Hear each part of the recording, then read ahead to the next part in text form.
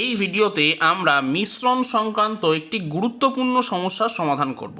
এখানে বলা হয়েছে 8 টাকা কেজি দরের এক প্রকার নুনের সাথে 11 টাকা কেজি দরের অপর এক প্রকার নুন 1:2 অনুপাতে মেশানো হয়েছে।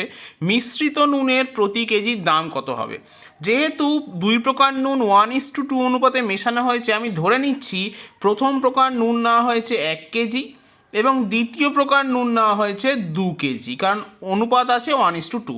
তাহলে প্রথম প্রকারের 1 কেজির দাম হবে 8 × 1, তার মানে 8 টাকা, এবং দ্বিতীয় প্রকারের যেহেতু 1 কেজির দাম 11 টাকা, তাই 2 কেজির দাম হবে 11 × 2 টাকা। তাহলে সম্মিলিত দাম হবে 8 + 22, তার মানে 30 টাকা।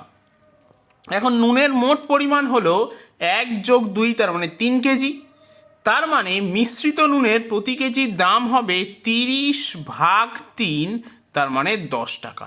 তাহলে সঠিক উত্তর হবে অপশন বি, 10 টাকা।